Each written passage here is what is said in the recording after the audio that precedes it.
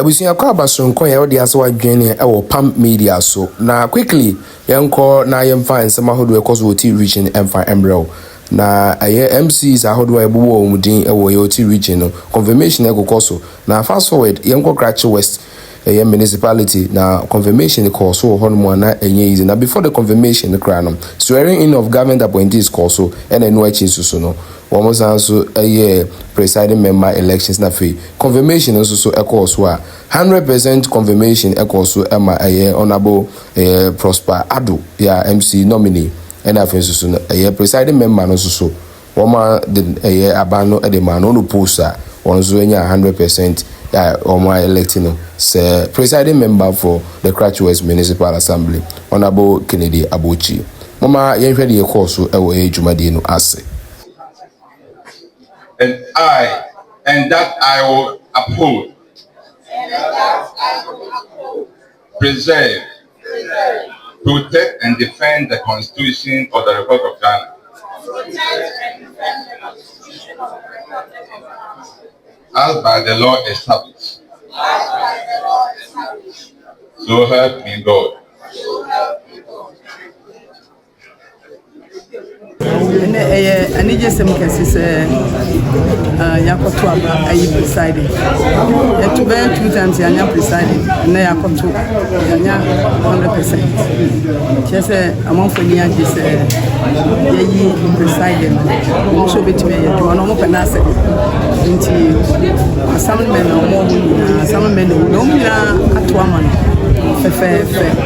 They do this in so ono so eno dey come someone to so many na edito so because of positional intino ya na pepe into this na 100% na president so anya 100% ni sem kesi na ni tia ni je sem kesi ye wo constituency mo ye ni mo mo ye ju support ma se ye mo ye ju intino so ni wo ye adwuma no na adwuma eso ani na ye mo convert ye recommend my president na president to na wo yi ni so ma mesi na nemu na chese ne kwanso a na ba na o motu ye na chese wo mo so o mo jitum se president and the meeting se o mra be DC ye ne nara be ye wonim se I've been a regional minister and you know unless the assembly concept local when it comes to local government system which me actually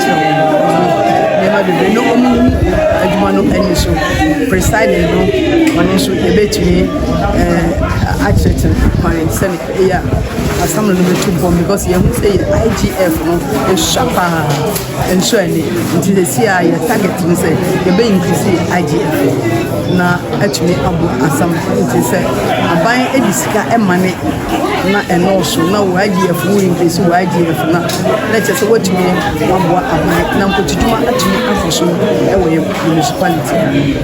So if you come to Cratch West Municipality, yes, it's a fact that we have acute water shortage in the constituency of municipality, even though we are surrounded by the Volta Lake, but it's hardly for you to get potable water to drink. The other one has to do with our power, erratic power supply. In fact, from 4 p.m.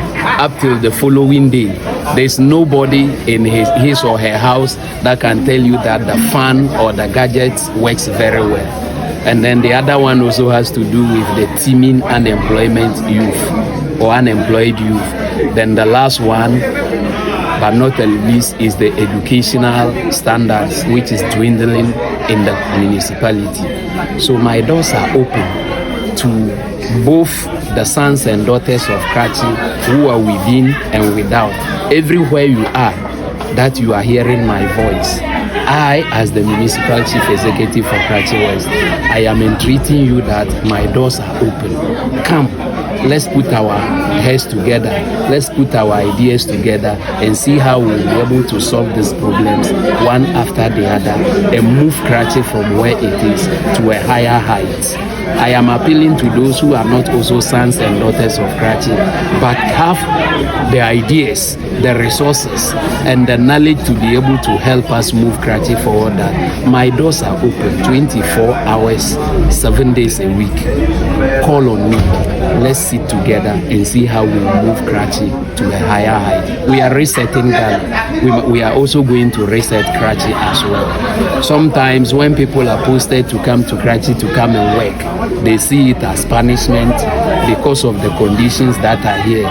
Their water situation is no good. Their lighting situation is no good. The education that their children will get to is also no good. So they see it as punishment. I am promising them that with the support of my people, we are going to change some of these things one after the other. We are not going to do it in a hurry. We will have stakeholders engagement where everybody will bring his or her ideas. We will pick the ones that will help us to be able to do it in the immediate short term and then the longer term, so that at the end of the day, Kratchi, Oti, and Ghana will say that yes, His Excellency John Dramani Mahama, he actually chose somebody for Kratchi that helped Kratchi. Thank you very much. We first thank God for the opportunity. I thank you too.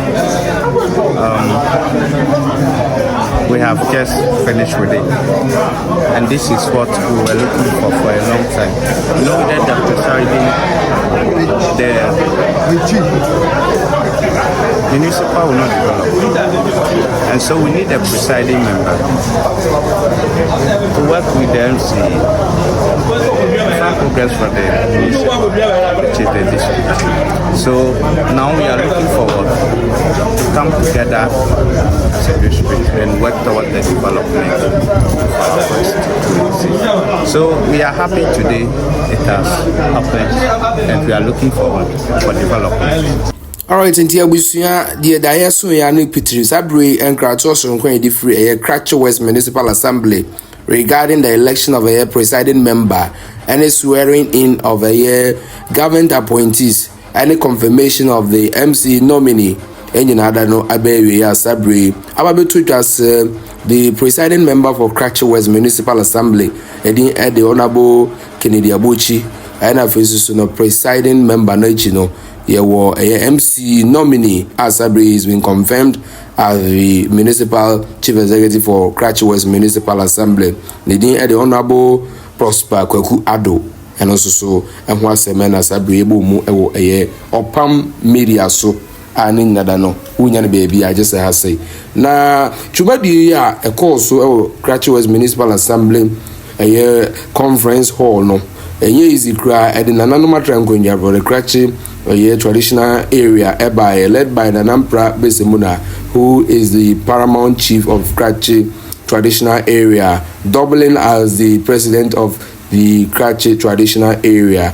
And so eba chumadi na sibia Sabre Krontin hene enso baby na benkum hene ane mintia hene and some other sub chiefs now so at the omnim ne so ebeta chumadi na chia oti regional minister honorable John Kwajo Japon and so eba chumadi na sibia before titu enso ebebia opam media so pe and abenya sa vivid report na trust in say obe following as always following our Facebook amankwa opamo and as opam media and aviso oko YouTuber opam TV and on TikTok also opam media, your most credible outlets are Sabre disseminate information across Ghana and across the world now.